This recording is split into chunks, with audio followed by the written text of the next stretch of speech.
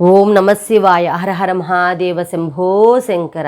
అందరికీ నమస్తే అండి. అందరూ కూడా భగవాన్ అనుగ్రహంతో అందరము బాగుండాలని మనసారా భగవంతు ప్రార్థిస్తూ ఉన్నాను. ఈ రోజున మనం వినబోయే విషయం ఏంటంటే సంపూర్ణ కార్తీక మహాపురాణంలోని 10వ రోజు పారాయణ గురించి అయితే విందాము. ఏకోనవింశాధ్యాయము. జ్ఞాన సిద్ధ ఉవాచ. వేదవేత్తల చేత వేద్యునిగాను వేదాంత స్థితునిగాను రహస్యమైన వానిగాను అద్వితీయునిగాను కీర్తింపబడేవాడా, సూర్యచంద్ర శివ బ్రహ్మాదుల చేత మహారాజాది రాజుల చేత స్తుతింపబడే రమణీయ పాద పద్మములు గలవాడ, నీకు నమస్కారము. పంచభూతాలు సృష్టి సంభూతాలైన సమస్త చరాచరములు కూడా నీ విభూతులే అయి ఉన్నాయి. శివసేవిత చరణ, నువ్వు పరమము కంటేను పరముడవు. నువ్వే సర్వాధికారివి. స్థావర జంగమ రూపమైన సమస్త ప్రపంచము కూడా దానికి కారణబీజమైన మాయతో సహా నీ అందే ప్రస్ఫుటమవుతూ ఉంది. సృష్ట్యాదిని మధ్యలోనూ తదనంతరము కూడా ప్రపంచమంతా నువ్వే నిండి ఉంటావు. భక్ష్య భోజ్య చోజ్య లేహ రూప చతుర్విధాన రూపుడును యజ్ఞ స్వరూపుణ్ణు కూడా నీవే. అమృతమయము పరమ సుఖప్రదము అయిన నీ సచ్చిదానంద రూప సంస్మరణ మాత్రము చేతనే ఈ సంసారం సమస్తమును వెన్నట్లో సముద్రములా భాసిస్తూ ఉంది. ఏ ఆనంద సాగర ఈశ్వర జ్ఞానస్వరూప, సమస్తానికి ఆధారము సకల పురాణ సారము కూడా నీవే అయి ఉన్నావు. ఈ విశ్వము సమస్తము నీ వలనే జనించి తిరిగి నా యందే లయిస్తూ ఉంది. ప్రాణులందరి హృదయాల్లోనూ ఉండేవాడివి. అచ్యుత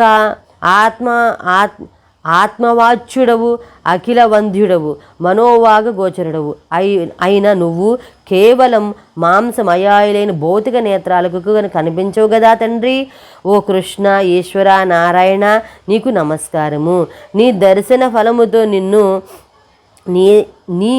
ఈ దర్శన ఫలంతో నిన్ను ధన్యుని చెయ్యి, నన్ను ధన్యుణ్ణి చెయ్యి. దయామతివై నన్ను నిత్యము పరిపాలించు. జగదేక పూజ్యుడివై నీకు మృక్కడం వలన నా జన్మ సాఫల్యాన్ని అనుగ్రహించు. దాతవు, నేతవు, కృపా సముద్రుడవు అయిన నీవు సంసార సాగరంలో సంకటాల పాలవుతూ ఉన్న నన్ను సముద్ధరించు. ఏ శుద్ధ చరిత ముకుంద, త్రిలోకనాథ, త్రిలోకవాసి, అనంత ఆదికారణ, పరమాత్మ, పరమహంసవతి, పూర్ణాత్మ, గుణాతీత గురు, దయామయ విష్ణు, నీకు నమస్కారము. సచ్చిదాన సుధాబ్ధివాసి, స్వర్గాపవర్గ ప్రధ, అభేద తేజోమయి, సాధు హృత్పస్థిత, ఆత్మారామ, దేవదేవేశ, గోవింద, నీకిదే నమస్కారము. సృష్టి స్థితి లయకర, వైకుంఠవాస, బుద్ధిమంతులైన వారు ఏ నీ పాదాల ఎందలి భక్తి అనే పడవ చేత సంసార సాగరాన్ని తరించి నీ సారూప్యాన్ని పొందగలుగుతూ ఉన్నారు. అటువంటి తేజస్వరూపాలైన నీ పాదాలకివే నా ప్రణామాలు. వేదాల చేత కానీ శాస్త్రతర్క పురాణ నీతి వాక్యాదుల చేత కానీ మానవుల నన్ను దర్శించలేరు. నీ పాదసేవ భక్తి అనే అంజనాను ధరించగలిగిన వాళ్ళు మాత్రమే నీ రూపాన్ని భావించగలిగి ఆత్మస్వరూపినిగా గుర్తించి తరించగలుగుతూ ఉన్నారు. ప్రహ్లాద, ధ్రువ, మార్కండేయ, విభీషణ, ఉద్ధవ, గజేంద్రాది భక్త కూటులను దర్శించిన నీ నామస్మరణ మాత్రము చేతనే సమస్త పాపాలు నశించి పోతూ ఉన్నాయి.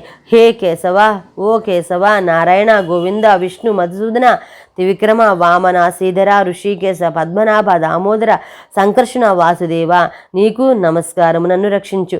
ఈ విధంగా తెరపి లేని పారవశ్యంతో తనను సుధిస్తూ ఉన్న జ్ఞానసిద్ధుణ్ణి చిరునవ్వుతో చూస్తూ, జ్ఞానసిద్ధ, నీ స్తోత్రానికి నేను సంతోషభరితుడవుతా అయ్యాను.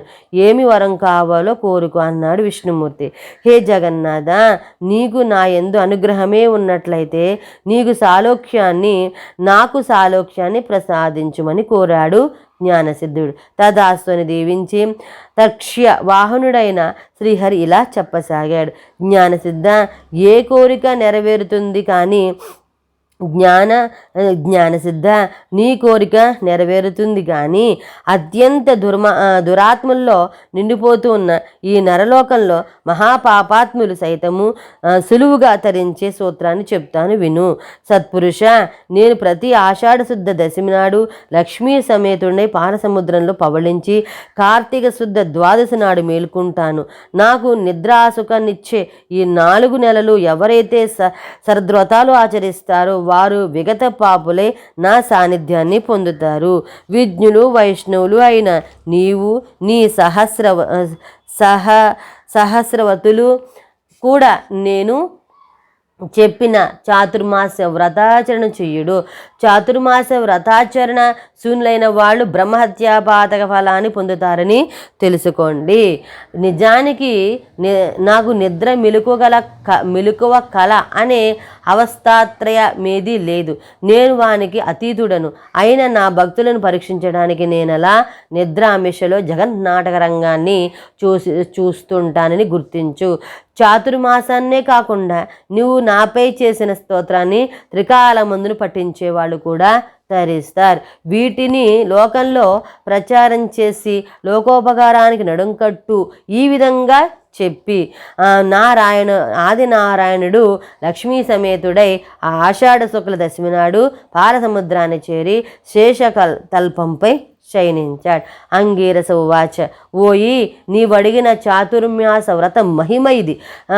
దురాత్ములైన పాపులైనా సరే పరాయణులై ఈ చాతుర్మాస వ్రతాచరణ చేసే బ్రాహ్మణ, వైశ్య, క్షత్రియ, శూద్ర, స్త్రీ జాతుల వారందరూ కూడా తరించి తీరుతారు. ఈ వ్రతాన్ని చేయని వాళ్ళు గోత్రహత్యా ఫలాన్ని, కోటి జన్మల సురాపానం చేసిన పాపాన్ని పొందుతారు.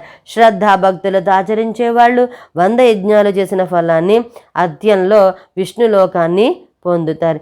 యోకోన వింశోధ్యాయ సమాప్త, 10వ అధ్యాయము సమాప్తము. 20వ జనకుని కోరికపై వశిష్ఠుడు ఇంకా ఇలా చెప్పసాగారు. ఓ మిథిలారాజ్యధోరేయ, ఈ కార్తీక మహత్యమును గురించి అత్యగస్య మునులు నడుమ జరిగిన సంవాదమును తప్పనిసరిగా తెలుసుకోవాలి. ఒకనాడు అత్రి మహాముని అగస్త్యుని చూసి, కుంభ సంభవ, లోకత్రయోపకారము కోసము కార్తీక మహత్య బోధకమైన ఒకనొక హరిగాథని వినిపిస్తాను విను.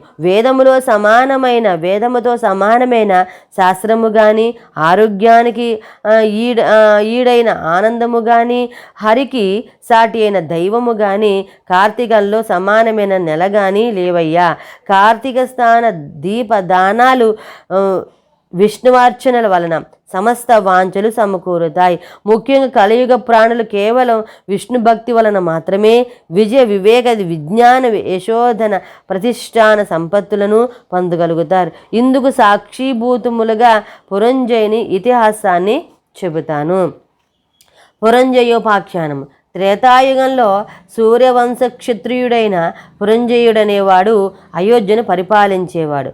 సర్వశాస్త్రవిధుడు, ధర్మజ్ఞుడు అయిన ఆ రాజు అత్యధికమైన ఐశ్వర్యం కలగడంతో అహంకరించిన వాడై బ్రాహ్మణ ద్వేషి, దేవ బ్రాహ్మణ భూహర్త, సత్య శౌచ విహీనుడు, దుష్ట పరాక్రయుక్తుడు, దుర్మార్గవర్తనుడు అయి ప్రవర్తింపసాగాడు.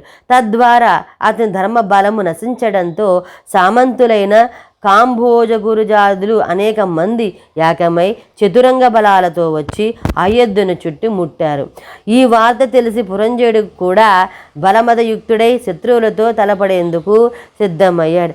అతిపెద్ద చక్రాలున్నది, ప్రకాశించేది, జెండాతో అలంకరింపబడినది, ధనుర్బాణాదిక శస్త్రాలతో సంపన్నమైనది, అనేక యుద్ధాల్లో విజయం సాధించినది, చక్కటి గుర్రాలు పూనిచ్చినది, తమ సూర్యవంశాన్వయమైనది అయిన రథాన్ని అధిరోహించి రథ గజ త్వరగ పదాలు అనబడే 4 రకాల బలముతో నగరము నుండి వెలువడి చుట్టుముట్టిన శత్రు సైన్యాలపై విరుచుకు పడ్డారు.